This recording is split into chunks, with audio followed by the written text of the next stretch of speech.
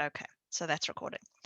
For those of you who don't know me, I am Shirley Gilbert. I'm Professor of Modern Jewish History at UCL, and I'm also the Academic Director of the Sir Martin Gilbert Learning Centre, which was established a couple of years ago in memory of the late British historian. And it's wonderful to see so many familiar faces to the centre with us today, and also lots of new faces. So thank you for joining us.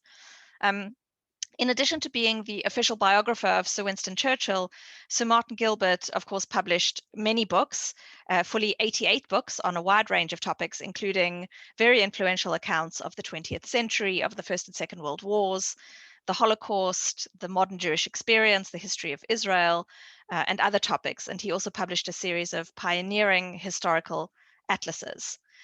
Sir Martin was not only a master chronicler of the modern world, but he also had an amazing ability to bring history alive to his audiences. And so our aim at the center, in keeping with that, is to bring the finest historical research to a broad non-academic public and make that history accessible and exciting. Those of you who have joined us before will know that we offer quite a wide program of events across the year on many of the subjects that Sir Martin spent his life exploring. So please do join our mailing list. I'll put a link in the chat so that we can let you know about some of our forthcoming events. Today, we are very pleased and privileged to be able to host Dr. Jennifer Craig-Norton, who will be talking to us about her fantastic research on the Kindertransport. Jennifer is an honorary fellow of the Parkes Institute at the University of Southampton, and her publications include, among others, a book titled The Kindertransport, Contesting Memory, and I'll put a link in the chat also to that book, which was published in 2019 by Indiana University Press, where you can find more information about it. She's also the co-editor of Migrant Histories and Historiographies with Christard Hoffman and Tony Kushner. And she's currently working on a book about Jewish refugee domestics and nurses between 1938 and 1950. So if any of you have personal stories on that topic, I'm sure she'd also be very glad to hear from you. Jennifer will speak for about 40 to 45 minutes. After that, as usual, we will open up the floor for questions and comments. And please feel free to post your questions in the chat, either publicly or privately to me, and I will convey those questions to Jennifer afterwards. So without much further ado, I will pass over to Jennifer now. Her talk is titled The Kindertransport, Contesting Memory.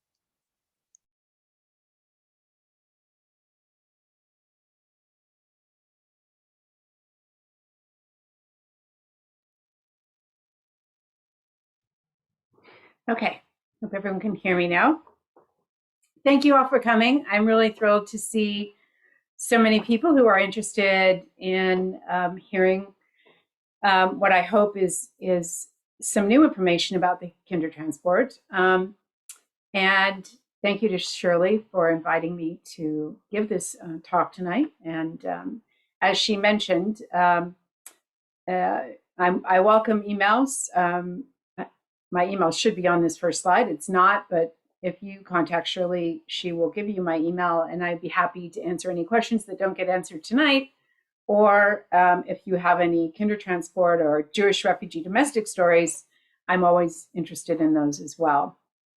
I'm going to start just by letting you know that I have no personal connection to the Kindertransport, that my interest in the Kindertransport, which I have been researching it for well over a decade now, began because I was a teacher in California, and I did outreach work for the Holocaust Museum in Washington, D.C., and the Kindertransport was being taught in schools as part of the Holocaust curriculum, and always in a very positive light as a heartwarming story of rescue.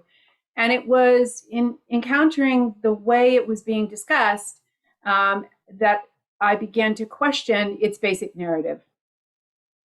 As I learned a little bit more about the Kindertransport, I discovered that there were numerous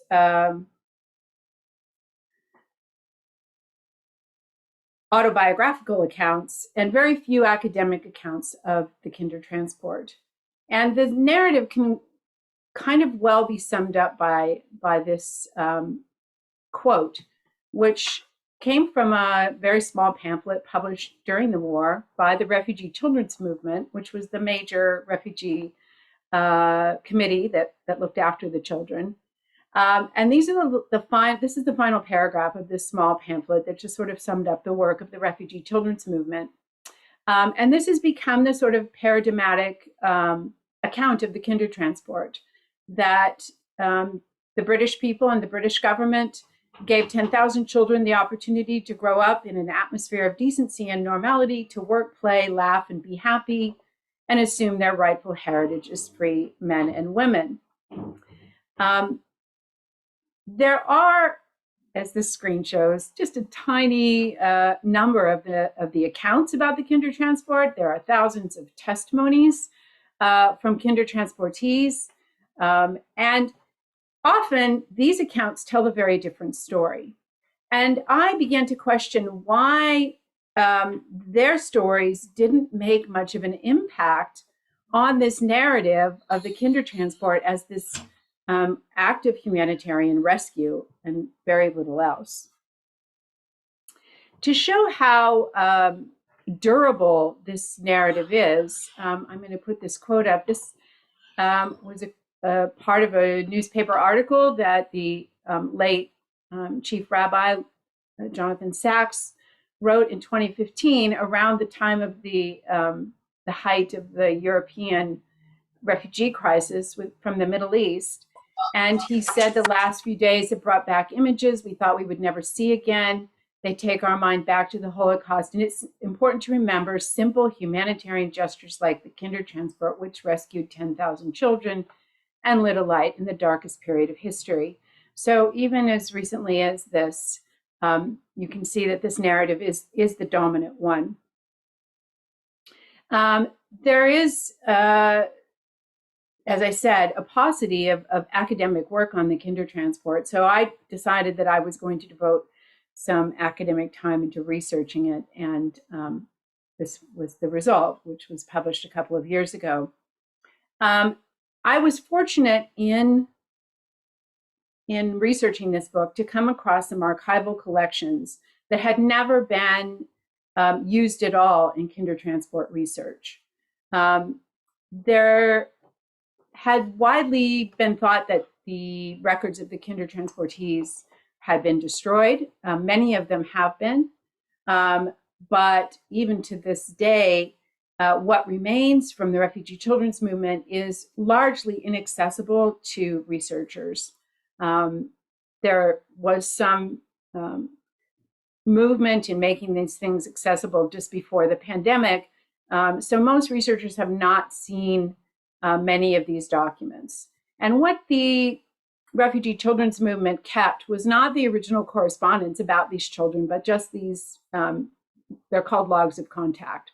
So these do exist for most Kindertransportees, and a great deal of information can be gleaned from records like this, but it's not quite the same as the kind of materials that I discovered in the archives at Southampton University, which were the case files of about almost 300 children who had been brought by several different agencies to the United Kingdom on various different Kindertransports. And you can just see this is a sort of collage of the kinds of things that are in these archival collections. So photographs and letters from refugee organizations, letters from the foster parents, letters from the children themselves, letters from the parents. Most of these, and the basis for my book, are the case files of about 100 children who were brought here by a very small agency. And you can see one document at the top here, the Polish Jewish Refugee Fund. These were German-born children who had been expelled with their families out of Germany to Poland in October 28th, 29th, 1939. This was something called the Poland Action. And upwards of about 20,000 Polish Jews were expelled from Germany over those 2 days. And so the records of this British fund, which started out just raising money to help the refugees, but then after the Kindertransport... Right, in the face. became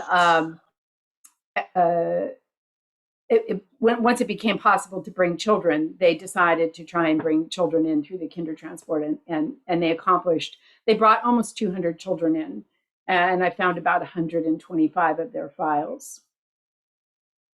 And so it was through this documentation that I was able to investigate a lot of unexplored subjects, a lot of new information about refugee agencies, how they related to one another, how they related to the children under their care, how the children related to them, all from their correspondence back and forth.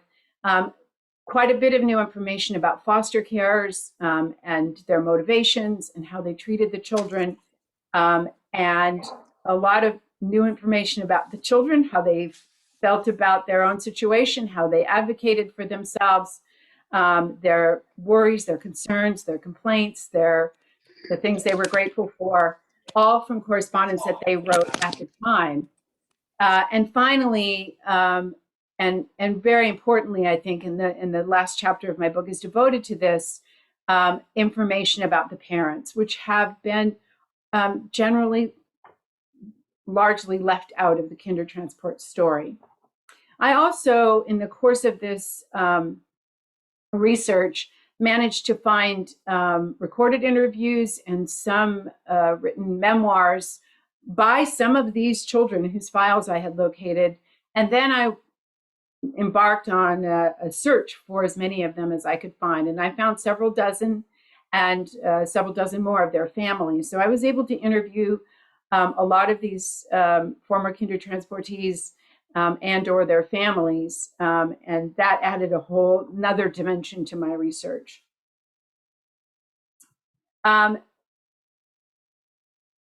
So tonight, what I would like to do is address some misunderstandings about the Kindertransport, and hopefully to bring some information that challenges this very simplistic narrative of rescue and salvation. One of the things that is widely misunderstood about the Kindertransport is that it was the perception that it was a government-sponsored scheme, which it was not. After Kristallnacht, which actually followed on and is related to the Poland action, a delegation of religious leaders, Jewish and non-Jewish, came to the Prime Minister and the Home Secretary and pleaded with them to allow the entrance of unaccompanied children. And you can see from this quote, there was quite a famous speech now famous, on the 21st of November, 1938, in which the Home Secretary, Sir Samuel Hoare, in just a few minutes, it takes a couple of paragraphs to read it, basically set in motion what became known as the Kindertransport. And this is what he said about the government's role. The organizations told me that they would be prepared to bring here all the children whose maintenance would be guaranteed. All that will probably be necessary will be for the Home Office to give the necessary visas and facilitate their entry. And in fact, that's all the government perceived that they were going to do at that point. They weren't going to help immigrate these children or look after them once they were here. In the event, the refugee agencies ran out of money during the war, and the government did begin to financially support them and the children. But for the first couple of years of the program, it was an all-volunteer effort, and there was no government involvement at all, except that children under the age of 14 were allowed to attend school, state schools, for free. Sir Samuel Hoare also addressed the parents in this short speech he made about bringing unaccompanied children here.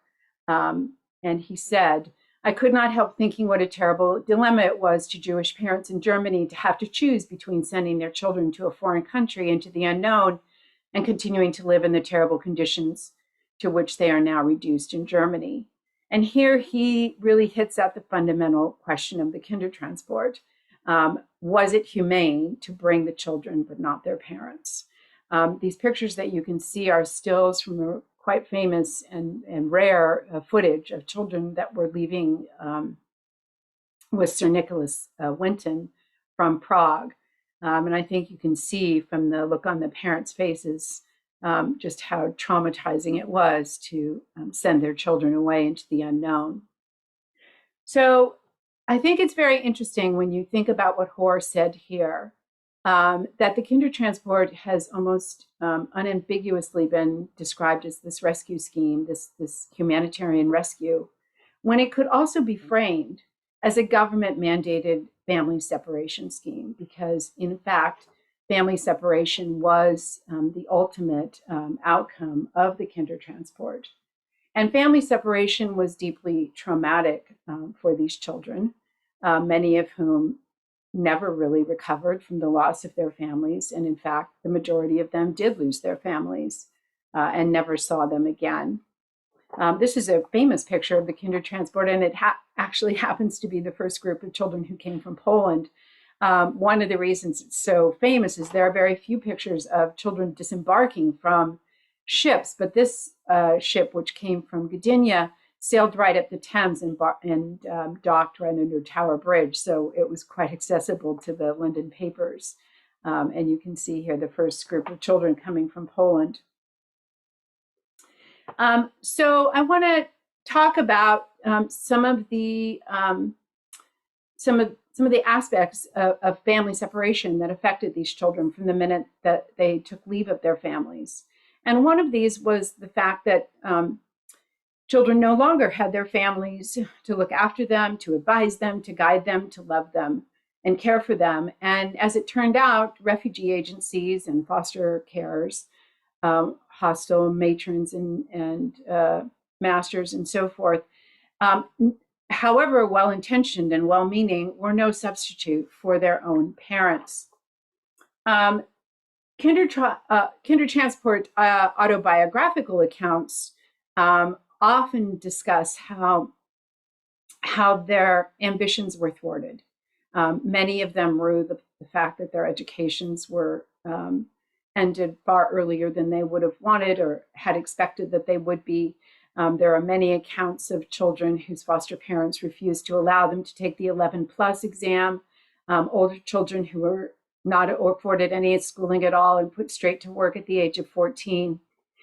These accounts are seconded by recollections of people involved with the Kindertransport, and they have to do with the attitudes that were embedded in these people who ran the refugee agencies. And these attitudes had to do with class, how people felt about refugees in general, and these children in particular.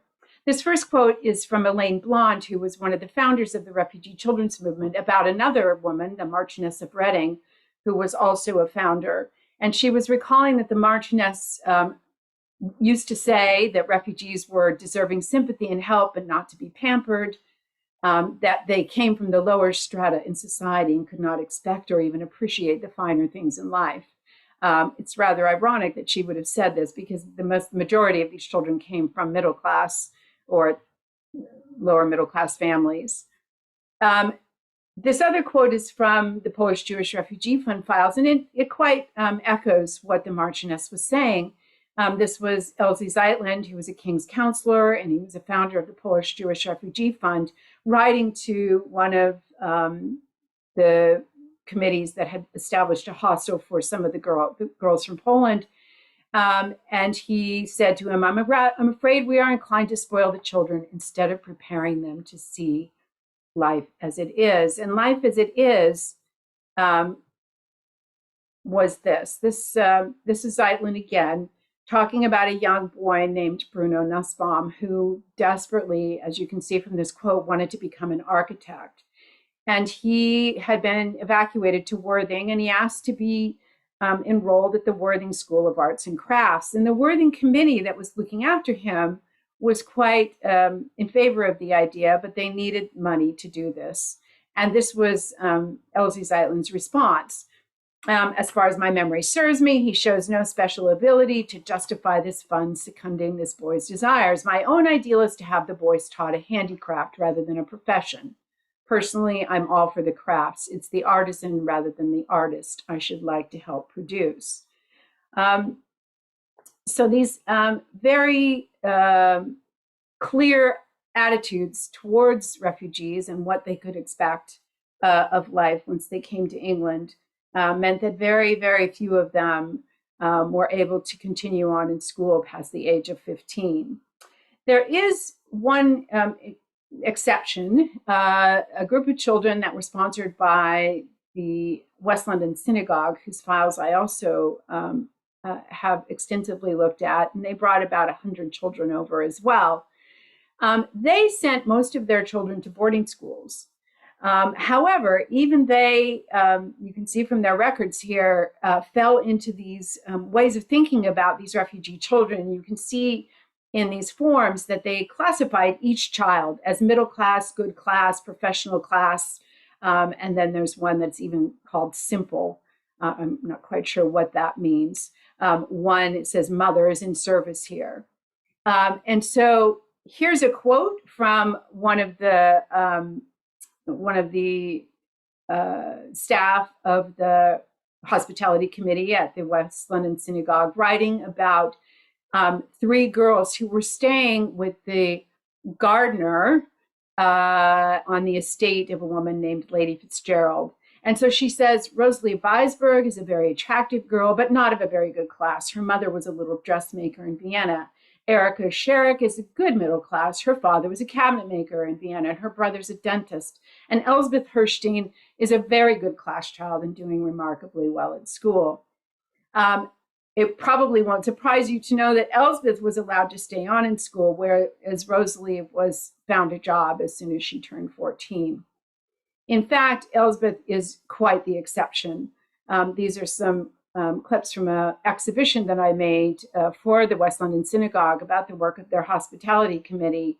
And they include some pictures that were lent to me by Elsbeth's family. As far as I know, she is still alive, actually. And she was enabled to go all the way through and graduated from Oxford, from Somerville College in 1946. Her parents were alive. They had made it to America, and she eventually joined them in 1947 and became a social worker. But I think, and even this letter at the top from Lady Fitzgerald says that she is an exception. She should be treated as an exception. And really, this is quite an exceptional case. But I did want to include that because it was possible if you had a wealthy and invested patron to go on to university. Another area in which I think the Kindertransport needs some really critical attention is the area of religion.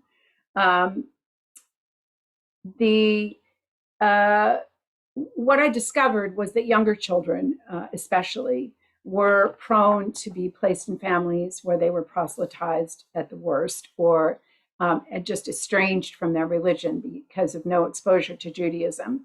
More than half of the Jewish children were placed in non-Jewish homes. And then that number actually increased when they were evacuated to the countryside, and there were really virtually no Jewish placements. So I think it can be said that the majority of Kindertransportees grew up in an atmosphere that was not particularly Jewish. Again, this is an account by Elaine Blond, and she was justifying this putting children in non-Jewish homes, saying that beggars can't be choosers, and help was welcome from wherever, and that her conscience was clear, knowing we were not turning children away on spurious grounds of religious incompatibility. Elaine Blond was Jewish, but she came from a liberal Jewish tradition, and there was a lot of resistance to this attitude from the more Orthodox quarters in Britain, especially from Somm and Schoenfeld, who really became an antagonist of the refugee children's movement over this issue of religion. Here's an example from the refugee children's movement's own files. There is a small section that was preserved on microfilm that I discovered. Again, no one else had really ever used this material. And one of the extensive case files in here was the case of this little boy named Peter Baranovitz. And he was placed with a woman who wrote this in 1942, when she had finally been contacted by the refugee children's movement, who belatedly decided that they ought to try and provide some kind of religious training for these Jewish children that were in non-Jewish homes. And his foster mother rather indignantly wrote back, "I trust by now that you've decided to leave the religious education of Peter Baranovitz to the one who has housed, clothed, and fed him for nearly 3¼ years. Nothing was mentioned about religious training by your movement when the children were first taken by me. It seems rather mean to spring it upon me now. When the child first came, I informed the parents of our attending a Baptist church, and as no comment was made to me, silence was consent." I was actually pretty surprised when I went through these records. I know these are hard to read, but every single one of these cards, and this is just a small sampling, where it says religion, there's a little square. I can't put my cursor on it. You can see that the J has been crossed out. And in every single one of these, the J has been crossed out, and there's a P here. The J has been crossed out, and it's CHR. And so a lot of these children were just, their religion was just quietly changed on their records with no particular fanfare. I really think that this is a subject that needs more intensive investigation, because it's quite clear that the religious heritage of a number of these children was abrogated by the refugee agencies and the foster parents who cared for them. The General Secretary of the Refugee Children's Movement said, you can see here in 1945, towards the end of the war, she admitted the mistake that they had made in placing many, many children with the Christadelphian community, because they realized now that it would be impossible for them not to share their religious life. And it was a surprise to me, actually, to find that she even admitted any kind of mistake in placing children in non-Jewish homes. She specified the Christadelphians, but this could quite easily be applied to other Christian sects, many of them that were overtly conversionary. A few of the children in the Polish Jewish Refugee Fund were at the center of quite a religious controversy. They had been evacuated to a small town, a small village in Devon called Tallaton. And after the war, late in the war, it was discovered that some of the children were being converted. The Refugee Children's Movement, the Board of Deputies, sent a delegation down there, and this is a part of a report of theirs, that they attempted to take the children out and move them to Jewish homes, but they had been resisted by the children, the foster parents, and the local authorities. In the end, not the boys, but the 3 girls who are not pictured here, that were in the same village, were all baptized in the Church of England. And many, many years later, one of them recalled, in 1949, this family adopted us, saying we had no one left. We then had to become Christian. And at the age of 20, I married a Christian man. But deep down in my heart, I am still a Polish Jewess. I think that this is one of the outcomes of family separation for these children that was particularly tragic.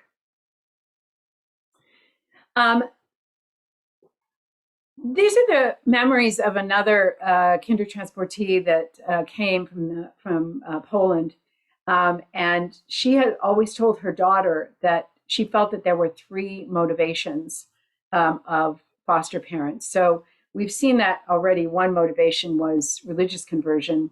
Her idea was that that it was for community approbation amongst the Jewish community, to get some money, or to have someone be a free maid.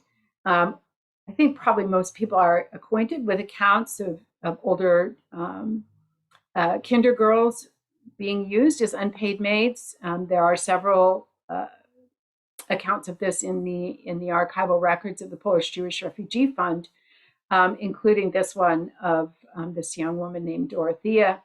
This was a report of the home visitor who, a couple of years later, made this report that she was taken over by Mrs. C, where she was a cook, nurse to 4 children, housemaid and charwoman. She got no wages, had not a minute's rest. And in spite of this, her foster family / employers had to said she had to be grateful, because they regarded her as their benefactors.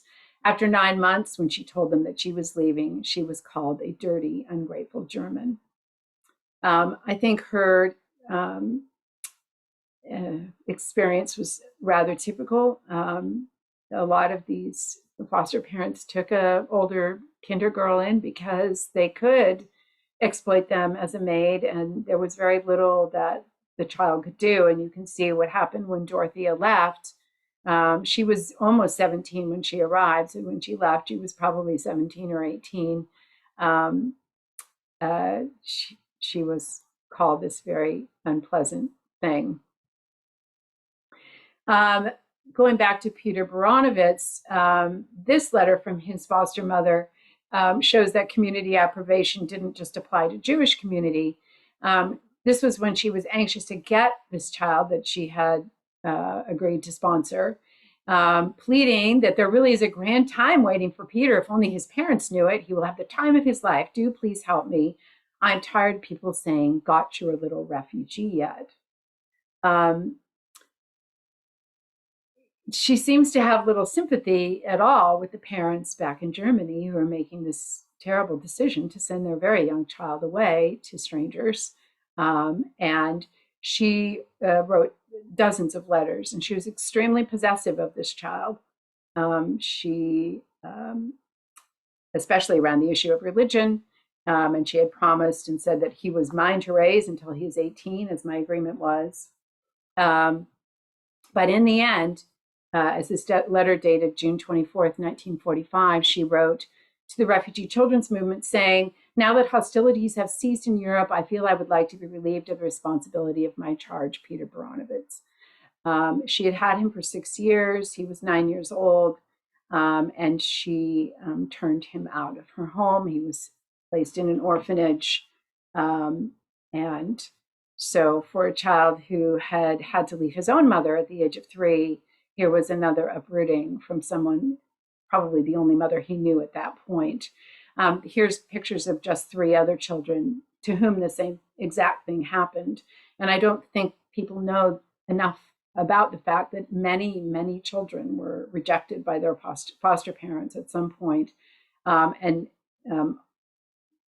Both of these boys had to go into hostels, which was all right for Carol Felix. He was a little older, but for Eddie Fishbein, it was very difficult as he was quite a young child, only 5 years old when he was put into a hostel.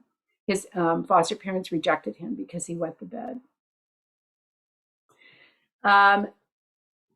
There are obviously accounts of foster parents who were loving and caring, and this is one from this young woman. This is a report again from the home visitor of the Polish Jewish Refugee Fund, who said that Mrs. Davis, who is childless, is very attached to Sonia. She treats her as her own daughter. She wants to adopt her and make her a British citizen. She hopes that she will be able to go to secondary school and to marry a nice English Jewish boy.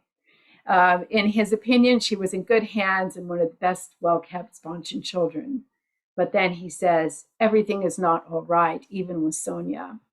Her twin sister is in Birmingham with Jewish people. However, her sister's foster parents object to Sonia visiting her sister or even writing to her. This causes her much suffering and worries the kind Mrs. Davis. Sonia was with a working class family in the East End of London. Esther, her sister, had gone to a wealthy family in Birmingham. And the Birmingham Refugee Children's Committee basically supported Esther's family in keeping these girls apart. According to testimony that Sonia gave much later in life, she felt that Esther's family were ashamed of the fact that she had a sister who lived in the East End. And that when they finally were allowed to meet, which was only 5 years, it was for the first time 5 years after they had arrived in England and been separated on the first day, it was because Esther came to London. Sonia was never invited to Birmingham. And this is an example of one of the letters from the Birmingham Committee, basically putting off the Polish Fund and saying, you know, we can't do anything to upset these wealthy people. They're doing a nice job. And you can see here, Esther's in riding jodhpurs. I mean, she had quite a privileged life. But the outcome for these twin sisters was that their bond was permanently severed by this separation for over 5 years.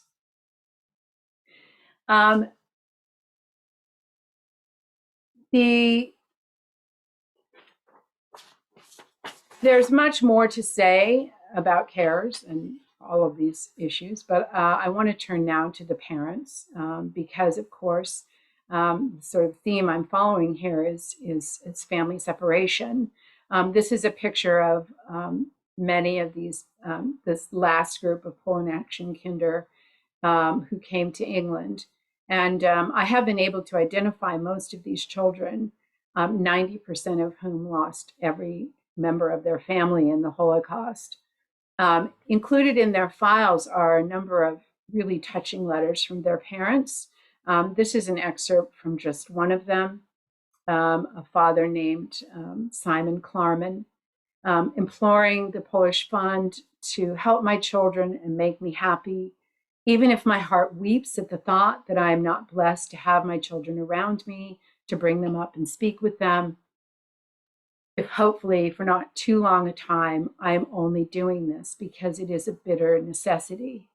I think that the voice of these parents in these letters is hugely important because it expresses how painful a decision this was. When we look back, it seems like, oh, obvious you would want to save your children. But as Simon Klarman noted, he was only doing it because it was a bitter necessity. His letter went on to say that he hoped that his children would be placed in Jewish homes, that they would thrive, that they would grow up to be proud Jewish people. He expressed a lot of things that I imagine many, many of these parents also felt, and all of which were sadly not fulfilled in the case of his own children. He and his wife were both murdered in the Holocaust. Another father who deeply expressed his pain was this man. He's on the far right of this picture, Selig Friedman. His two little daughters, and sitting in the front row on either side of their mother, were both supposed to go on the Kindertransport. The heads of household were basically told to go back to Germany in the summer of 1939 to wrap up their affairs. And he got back to Poland. He wrote to the fund and saying that when he came back from Germany, only one of his girls, the younger one, had been taken, whereas the older one was left behind. And he wrote several letters imploring them to take his daughter, Helene. In the end, she was not taken. So Tilly was the only one of her family who made it out of Europe, out of Poland. The rest of her family was murdered in the Holocaust. As you can see from these pictures, which were lent to me by Tilly's daughter, she grew up to be a beautiful young woman. She found a very loving foster family who actually adopted her. She made a very good marriage into a wealthy Jewish family. She had two adorable children, but tragically, 2 years after this picture was taken, Tilly threw herself in front of a train. She was only 26 years old, and she had never, ever been able to reconcile the loss of her family, no matter how many advantages that she had been afforded. In Britain, her despair was too great, and that was the outcome. Similarly, Peter Baranovitz, who was apparently brilliant, he won a full scholarship to Cambridge, but he refused to take it because he was so afraid of the sort of trifecta of being Jewish, being an orphanage boy, and being a refugee that he would never fit in Cambridge. He went to university in London. He became a physician. But the trauma of being separated from his mother when he was 3, and then being rejected by his foster mother when he was 9. His mother did survive. You can see here from this picture. but he had a very conflicted relationship with her. And very sadly, he also committed suicide at the age of 37. I spoke to his widow, and she felt that he never recovered from these rejections. So again, there is this sense that these children who were afforded every advantage would somehow adjust themselves to their circumstances, but sadly, some were not able to. This is a quote from Lord Goral, who was appointed to be the guardian of all the underage kinder at the end of the war, recognizing that many of these children have no parents now. And he is echoing the Great Adventure, the book that was quoted at the very beginning of this talk, and saying that it was much more, in spite of their suffering, hardly one of the children thus brought over failed to make good. This is part of that enduring, narrative that it was this wonderful act of humanitarian rescue and these children all thrived. We can see from those examples that I just gave that this is not the case. They didn't all thrive, and many of them suffered their entire lives. However, I do need to turn now to some children, probably representing the majority of the children who did manage to come to terms with their losses and to, through their own persistence and determination, it's incredibly admirable, actually, to achieve their ambitions. So we'll go back to Bruno Nussbaum, the young boy who Elsie Zeitlin said should be an artisan, not an artist. This is a letter he wrote when he was 16. He had by this time been sent to Leeds. He was working in an architect's office, but in this letter, he is pleading with the fund to send him to college so that he can gain his Royal Institute of British Architects qualification. And he writes, "Of course, it's one of my greatest dreams to go to college and achieve the RIBA in 5 years. After the war, architects will be needed not only in England, but all over the universe. And I will get many chances to prove myself worthy of the letters behind my name. Then I will be able to prove my gratitude to the Polish Committee, which has done many good things for us." They did not send him to college. In fact, they brought him to London, put him to work in another architect's office, and then proceeded to meddle so much in his life and criticize how he was spending his time and his money that he finally cut himself off from the refugee agencies when he was 18.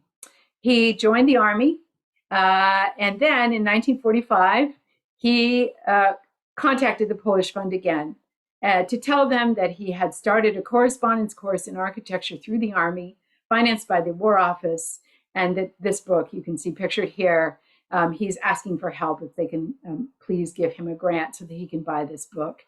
And in fact, they did give him the money. And I'm happy to report that he did become a qualified architect. So he was able to achieve his ambition.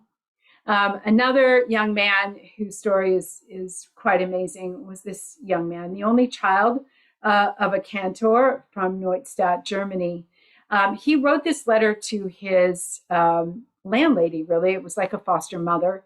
And he talked about how he had given a concert and he had been a tremendous success. And he says, "Now it's the time to tell you that it's my wish to be a cantor, but I also want to have a general knowledge of music. Now, I want to hear your opinion about my plans. It seemed to me you always had an interest in my plans."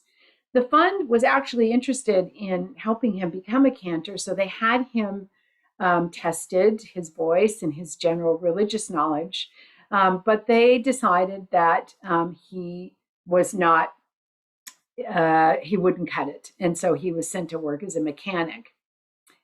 He also joined the army. This is a segment from a letter from his parents, his mother. This was the last letter he got from her, saying that he should look after his interests. And it's a kind of typical letter from a parent saying, that she's thrilled that he's going to a place of safety, but trying to impart as much knowledge as she can, and sort of quotidian concerns about his suitcase and his assets and so forth. He went to Italy, and it was there he first heard opera. Here again is an excerpt from one of his parents' letters, saying that they hope to see him again. You share the fate of thousands of other children. There are many here who would like to be in your shoes but have no way of escape. Be careful in your journey and make sure nothing happens to you, and don't go near the window or water. I'm thinking of the lovely moment when your ship departs. Both his parents were murdered in the Holocaust. These letters, I found his sons. He died in 2004, and his sons lent me these letters. They found them in his father's wallet. He had carried them around with him for 70 years. So this is a picture of Henry in 1945. So this young man, who the fund and other Jewish religious leaders had said didn't have the skills to become a cantor, came back to England and took voice training. You can see here a picture of him as a cantor, but he also became an opera singer. And his son sent me some recordings of him. This is actually him singing some cantorial music. So I'll just play a few bars of it just so you can see what a voice he had.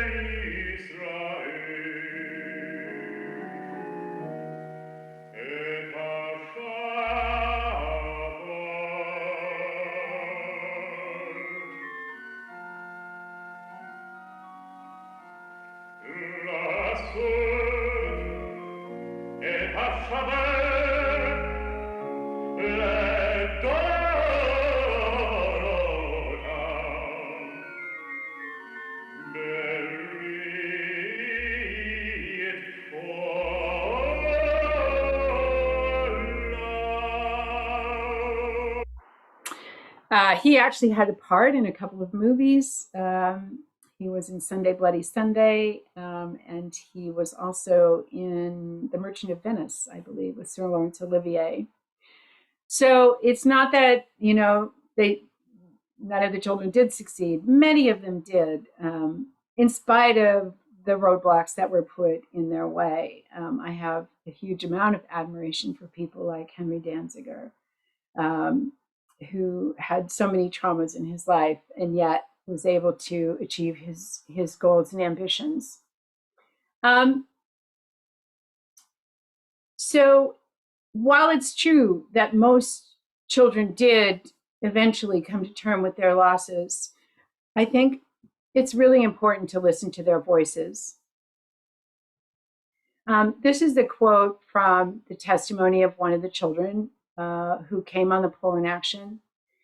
And she said, "I was the most miserable child in the world, but I was ashamed to say I was homesick. I thought they'd throw me out if I showed any lack of appreciation for my good fortune," quote unquote.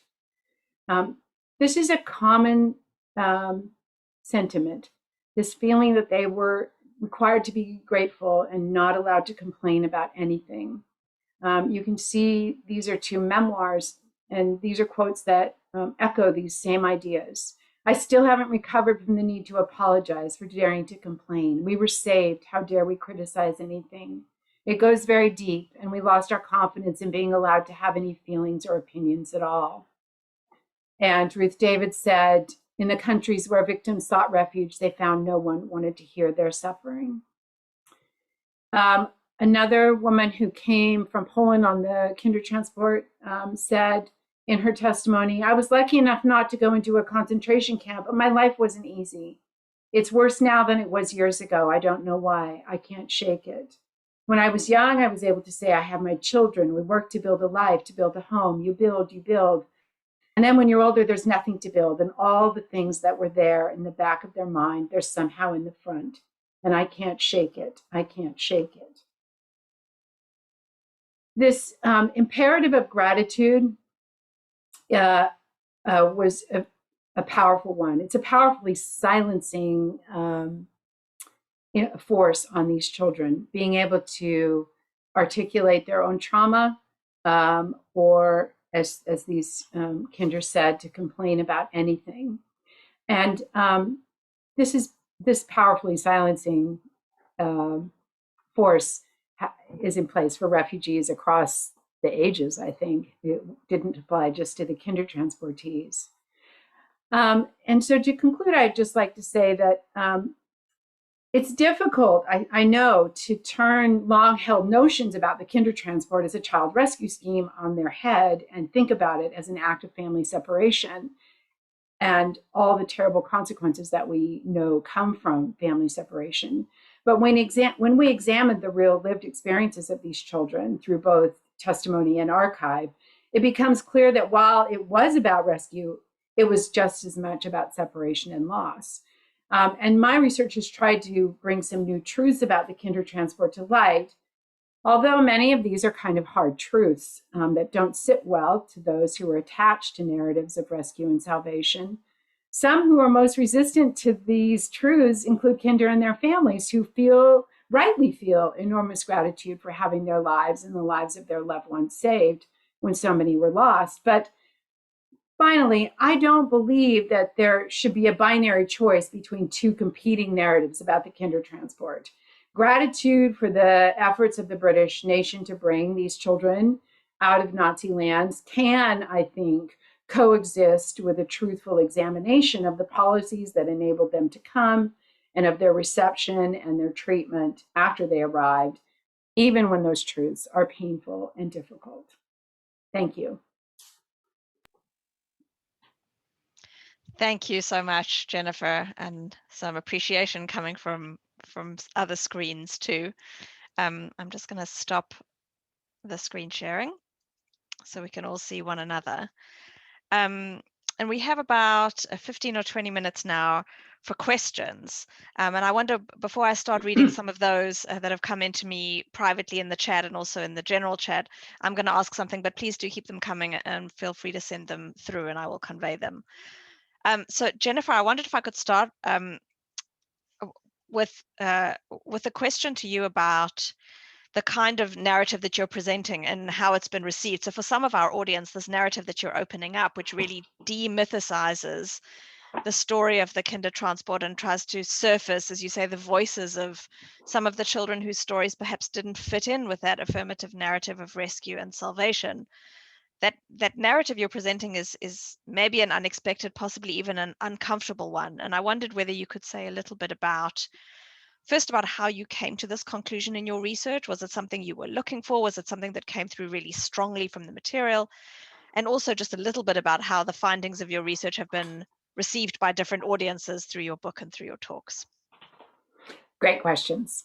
Well, certainly, my first investigation was I looked at everything. I looked at it from the government's perspective. I wanted to know what was the rationale for, bringing children but not their families. And when I was doing that research, I was still living in America. I didn't have access to any of this archival material, and so I was using, as most historians have, the testimonies of Kindertransportees, which is why I'm so familiar with their testimonies and their memoirs. And this is where I came to this weird, these children are saying strong and powerful things about their own trauma, and yet there still is this very, very persistent narrative that they were rescued and that was the end of the story, and they all lived happily ever after. So that was sort of the beginning of my journey. When I found the archival materials, I tried very hard not to look for things. I thought, well, here it is. I found file after file after file. I didn't even know, I had no master list. I didn't know how much material I was going to find. And I thought, well, I will just see what does this archival material say to me. This is one of the reasons I titled my book, subtitled it Contesting Memory, because I was also contesting kinder memories. And this is, I didn't talk about this tonight, but this is a big part of my book, juxtaposing how these children remembered their experience with what the archival material said happened to them. And so there are some very interesting observations I was able to make about, in some cases, a very clear mismatch between their memories and what the archive said happened to them. And so I just let the archive speak, and it fell clearly into these four groups of correspondents: the refugee organizations, the foster carers, the children, and the parents. And I drew my conclusions from what they had to say. I mean, one of the surprising outcomes is, although Kinder don't mention the refugee agencies very much, most of what they say is fairly negative. And honestly, there are criticisms, certainly in the area of religion, that can be laid at their feet, and some of these patronizing attitudes. But in many cases, they did way more for these children than the children were even aware of at the time. So, I think this is the story that emerged. And one of my conclusions about Kinder testimony and memoir is that people can read these memoirs or listen to these testimonies, and even if they're horribly negative and the child said that they were miserable and had an awful time and so forth, in your mind you can say, well, that was the exception, 10,000 were rescued. But if the archive keeps telling you over and over again that these were the experiences of children, there is some weight to that, to those conclusions, I think. Interestingly, former Kinder themselves have been uniformly positive about this. And many of them have told me that it's hugely liberating to them, because they felt constrained in the way that those quotes showed that they could never, ever say anything negative about their experience. But some of their families, have pushed back hard on this narrative, because they're so used to just being grateful for the fact that their parent or loved one was saved, was rescued. Right. Thank you. Well, that takes us to our first question from the audience. So James Canny raises the question. He raises a question about working with information about people, some of whom might still be alive, and he raises it as a data protection question. Should we be seeing personal information and so on? But I wonder whether it also raises broader questions about how you work with families, some of whom provided you with information. Can you say a little bit about working with live subjects, as it were, at least some of them? Yeah, there were a lot of ethical issues I had to struggle with. For everyone that I found that was alive, of course, I asked them, if they wanted me to use their real name or anonymize them. And they all wanted me to use their real name. They were adamant about that, actually. I think that, once they got to know me and my understanding of their experience or their loved one's experience, they trusted, the account would be sensitive. In cases from the archival materials where I couldn't find anyone, or I thought, there were some sensitive things. I found a boy who was in a homosexual relationship. There were some foster parents whose own letters were incredibly damning, that really they were not good to the child that they had. And in those cases, I just made the decision to anonymize them. Because even though I was fairly sure that the foster parents were no longer alive, and technically I could have used their names, I'm sure that they didn't have a super common name, and I didn't know if they had, relatives still alive, and it wasn't my place. Although it's interesting, this one child who I'm talking about, who was so mistreated by this family, I was contacted by some relatives of hers eventually, and they didn't like my decision not to use the real name of these people. I think they really wanted them named and shamed, but I just explained that I wasn't going to do that. So yes, there are some real sensitive things. And in this question of how kinder remember their experiences versus what their file said about them, in many cases, even when presented with evidence in front of them, they insisted that that couldn't be true. There were things that I couldn't put in, that were sensitive, some sensitive information about, especially the people who sadly committed suicide.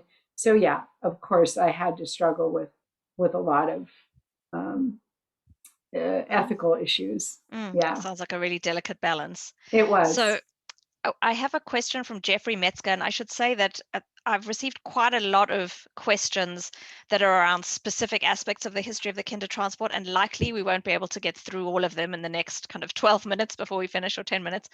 So apologies in advance, but I will send them to Jennifer, and as she said, she's very happy to be in contact with you. If you would like to get in touch with her, I've put her email in the chat, so please do feel free to reach out to her if we don't get to your question. So Jeffrey asks, do you know about the boarding school run by Anna Essinger? She moved her school to England from Germany in 1933. She provided an excellent atmosphere for kids that came over on the Kindertransport, far better than the random possibilities that arose with assigning kids to families. Absolutely. There are some really interesting and unique, small groups of children who had really excellent experiences. There was a family called the Schlesingers that brought over 12 children. The group that was sponsored by the Rothschild family, including Jeffrey Hartman.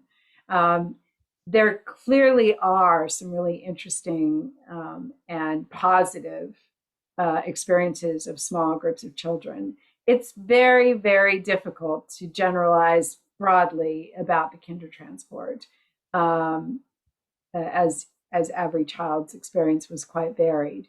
I will say that I go back over and over to Karen Gershen's book, We Came as Children, the very first attempt to do a sort of collective autobiography of the Kindertransport. And although she anonymized all the accounts, they were taken in the mid 1960s when these children were about the same age as their parents had been when they sent them away, and they were in the prime of their lives and so forth. And it's a heartbreaking book. I mean, there are not a tremendous amount of positive accounts in that book. So of course, I'm not saying that. I mean, there are lucky, fortunate children like Elsbeth Hirstein and the children that went to Anna Eisinger's school for sure. But I would say, in the main, the experiences were far more bumpy. So Naomi Caligaro asks a question about Jewish families. She says, were there Jewish families in Britain who were able and willing to give homes to these children? And if so, why were they not prioritized as foster parents for the children? This is one of the enduring questions. One of the excuses that has always been given by the refugee children's movement, its successor agencies, and apologists for the refugee children's movement is that not enough Jewish families came forward. Solomon Schoenfeld always maintained that that was not the case. I tend to think from looking in his archive that he may have been right. The problem was that the vast majority of the Jewish families lived in London or one of the other major urban centers, such as Manchester or Leeds. And the government had made it quite clear to the refugee agencies that they wanted these children as widely dispersed about the country as possible. So as basically not to let anybody know how many children were coming in and avoid anti-Semitism. So a lot of willing Jewish families, I think, didn't get to take a child because, that would mean that virtually all of the children would have ended up in London and Manchester. However, groups like the Polish Jewish Refugee Fund and the West London Synagogue never placed a child in a non-Jewish home. But as soon as war came, and if that Jewish family lived in a city, those children were evacuated out of those Jewish homes. So even groups that intended to place children in Jewish homes those plans were thrown into disarray with the coming of war and the mass evacuation of children. However, Schoenfeld, and this is really where the refugee children's movement kind of fell down in not keeping Jewish contact with a lot of these widely dispersed children. Schoenfeld maintained that should have been possible. And I actually found a file in his vast archive in which he had written to every single, local council in the entire country, inquiring whether they had Jewish children Jewish evacuees, especially refugee children, and were they being provided with Jewish education and so forth. So he really made the effort, but a lot of children fell through the cracks. Mm. Okay, so a quick empirical question. There's a couple of questions about other countries that received kids. Was Canada one of them? What other countries received kids? Small handfuls of kids got to Sweden, to France, to Belgium, to various places. There was no concerted effort similar to this in any other country. It was proposed to the United States. A bill was drawn up, but never made it out of committee in Congress to bring 20,000 Jewish children to the United States. Interestingly, one of the big objections to that was the issue of family separation, because again, they were not considering bringing the parents as well. Canada, I don't think, took any Jewish children, which is interesting because Canada had taken a lot of British children from orphanages, the rather now well-renowned movement of children from Britain to the Dominions, Canada and Australia. There was an evacuation scheme for British children to go to Canada once the Blitz started, but I found evidence in the parliamentary record that the refugee children were excluded from that. So I don't think Canada took very many children at all. Now, Kindertransportees did end up in Canada, but only those that were interned. So several boys from the Polish Fund were interned because they couldn't convince the authorities that they were Polish, not German, and they were sent to Canada as prisoners of war. Right. So Eugene McConnell asks the next question. He says, some of the accounts are heartbreaking, others heartwarming. Is the issue around the difference between the public chauvinistic story of how brilliantly humanitarian Britain had been to rescue, rehome, and virtually resurrect 10,000 children, and on the other hand, the reality of the varied experiences of the children? I think that quite succinctly sums up it does what indeed. You were trying to do. Absolutely. Again, the bottom line is it's true. These children's lives were saved, but you can also ask at what cost. Could things have been different? Certainly. But I do think that, especially since right now, or for the last few years, ever since the Middle East refugee crisis, has come to the fore, the issue of family separation is a very urgent one. Clearly, the United States is still grappling with, family separations. I just read yesterday that over 4,000 children were separated from their parents at the border during the Trump presidency. We now know, that family separation is horribly, horribly traumatic. I don't think that they didn't know that at the time. So I think that it's valid to examine the Kindertransport from that perspective, from family separation perspective, as well as rescue. Thank you. Yes, subject for another talk, but there are so many contemporary resonances, and indeed, the Kindertransport has surfaced so much in the discourse around refugees and especially refugee children, hasn't it? Yes, and because it has preserved this aura of being only framed as a rescue operation, people have tended to romanticize it and put it up as some kind of model. And So I think it's important to keep reminding people it was a family separation scheme, the ultimate family separation scheme, and the fact that the majority of these children were permanently separated from their families. Thank you. Well, so given time, I still have many more questions on my list, both that have been sent to me and also in the general chat. And I apologize for not being able to get to all of them.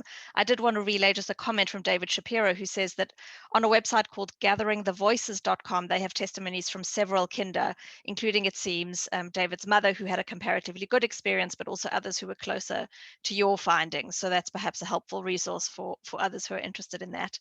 And before we go, Shirley, I'm just yes. looking at one on the chat here. Mm-hmm. How do you account for possible archival bias? I don't necessarily think that there's archival bias. I think what this person is asking about is testimonial bias, that people have a greater incentive to write or create a written record when they're unhappy, want something, wish to criticize. And this is what was one of my concerns, because previous academic histories about the Kindertransport were based mostly on testimony. And of course, people who take the time to give a testimony or to write an account, we can't know whether those are, indicative of a broader experience. But finding the files of a random selection of Kindertransportees who have a fairly wide group of experiences does tend to even out that bias, I think, a little bit. Especially amongst the files of the refugee children's movement that I discovered, the ones where, for instance, the religion was changed, because this was just a random selection of files from one home visitor in the Birmingham area. And well, even the files of the Polish Jewish Refugee Fund, because they spanned something I didn't really even talk about, is different experiences of the different aged children. Younger children tended to be more traumatized by separation from their families than older children did. So, I mean, in my book, I do talk about the age difference, gender differences, even different experiences in different kinds of foster placements. Some amount of kinder went to relatives or, very distant relatives. And they had very specific experiences in relatives' homes that no one has ever really sort of parsed out. What was it like for a child who didn't go into a stranger's home, but went into a relative's home? So the archives actually enabled me to get, pretty granular in analyzing the different experiences of groups of kinder. Well, thank you. I mean, there are more questions, and I think they're all testament to the great interest that your book and your research has aroused. So thank you again so much for speaking to us, for the Sir Martin Gilbert Learning Centre, for taking the time to talk to us. Again, I'm sorry we didn't get to everyone's questions, but do feel free to be in touch with Jennifer. Also, if you have family stories about refugee domestics, as we said before, she'd love to hear from you and her research for her present book. I put again a link in the chat to her book if you are interested in buying it. A reminder too to join our mailing list for the Sir Martin Gilbert Learning Centre. We have some great upcoming events. We have a course starting on Friday looking at the early years of Zionism before the Balfour Declaration. Also, Lady Esther Gilbert will be giving a talk on the 1st of July about Sir Martin and some of the fantastic historical trips he led, which should be a fantastic event. So please do register for that, and we hope to see you on one of our events again soon. And in the meantime, thank you again for joining us. Wishing you all a pleasant evening or afternoon or morning, wherever you are. And Jennifer, thank you so much again. Thank you for having me. Take care, everyone. Bye-bye.